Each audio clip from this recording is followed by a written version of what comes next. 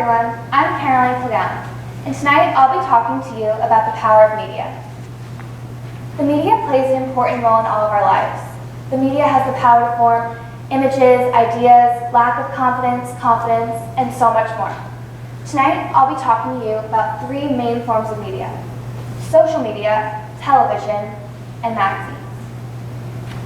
Oftentimes, social media is thought of as a fun outlet or a way to express yourself. But really, social media has a very powerful effect on our society. Recently, I read an article entitled "The Power of Social Media" on the Huffington Post. This article highlighted everything from cyberbullying to kids having too much freedom. But what I thought was most interesting and most powerful was social media's effect on confidence. By a show of hands, how many of you would feel good if someone were to comment a nice compliment on a photo that you posted? Okay, so you would feel good. See, social media has the power to give someone that extra boost of confidence or make their day. Compliments are great and all, but what's overpowering our society via social media are body issues and insecurities revolving around how we look. Kendall Jenner, Gigi Hadid, and Carly Kloss are three of many examples of what social media uses as the perfect aesthetic features. This gives many the impression that in order to be post-worthy, you have to be tall, tan, skinny, and have flawless skin. And apps have even given into this idea. There have been apps created where you can make yourself tanner, skinnier, have better skin, or even brighten your teeth. Yes, there are apps where you can straighten and brighten your teeth in order to give yourself the perfect smile. It seems as if media has the power to tell us that we can't have flaws, which is crazy. No matter where we come from or who we are, we're all going to have flaws. Don't let the media overpower you. Don't let the media undermine your confidence or decisions. At the end of the day, it's up to you. Now I'm going to talk about television. Television has a very powerful role in our society. Television is available for toddlers and adults alike. With the click of a button, we can tune into a sitcom, a reality TV show, or news. News is the most powerful form of television. It allows us to get an instant update on current events and affects us psychologically. Recently, I read an article entitled "The Psychological Effects of TV News." This was written by a psychologist, Dr. Graham Davey.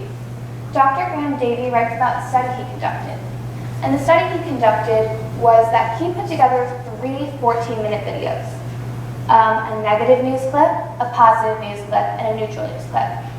The positive news clip consisted of videos that were people being cured of cancer, soldiers coming home, things like that. Neutral news clips were more the weather, things that don't really affect us emotionally. And negative news clips were about terrorist attacks, crime, war, you get the gist. He observed as the three different groups of people watched these 14-minute clips, and instantly he found that the people that watched the negative clips were more anxious, nervous, scared, kind of didn't really want to talk about what they just saw. Dr. Graham Davey also mentions in his article that most of the news that we see is negative. So if most of the news that we see is negative, and negative news isn't good for us, it makes us more anxious, sad, scared, or timid, how can this affect us psychologically? This just goes to show that television, and especially news, has the power to affect our emotions. TV, especially news, also has the power to affect our opinions and plays a large role in politics. Alright, so I'm going to keep the topic of politics short, but CNN, which is the news anchor, tends to be more on the liberal side. And if you tuned in to CNN around mid-October, you probably wouldn't hear the greatest words about President Trump. And Fox, which tends to be more of a conservative news anchor, if you tuned into that around mid-October, you probably wouldn't hear the greatest words about the other candidate running, Hillary Clinton. Now imagine if one person only watches Fox or CNN for the entire election time period. They're hearing other people's opinions, other people's biased opinions of who they feel would be the best candidate. How could this person make an educated, thoughtful decision of who they want to support or vote for? This goes to show that TV has the power to affect our emotions and plays a large role in politics. Now I'm going to talk about the last main power of media, magazines. At first I thought to myself, do magazines really have a powerful effect over us? And the answer is they do. I watched a short YouTube clip entitled The Power of Magazines, and a lot of good things were brought up. But something that I hadn't really thought about was brought up, and this is called hidden advertisements. A lot of times in magazines geared towards teens and young women, there are photos of celebrities wearing a trendy outfit that happens to be extremely expensive. And below the celebrity's picture is a more affordable outfit that looks a lot like it. And this gives readers the power to buy what celebrities are wearing, to buy the latest trends, and it kind of tricks them. It kind of says, oh, I get to look like celebrities. Oh, I get to look like this. And not only do magazines have the power to advertise, but they have the power to educate us and help us invest in a hobby. Depending on what magazine you choose to subscribe to, you can be educated in science, math, lacrosse even. You can learn more about this topic and engage more and grow an interest.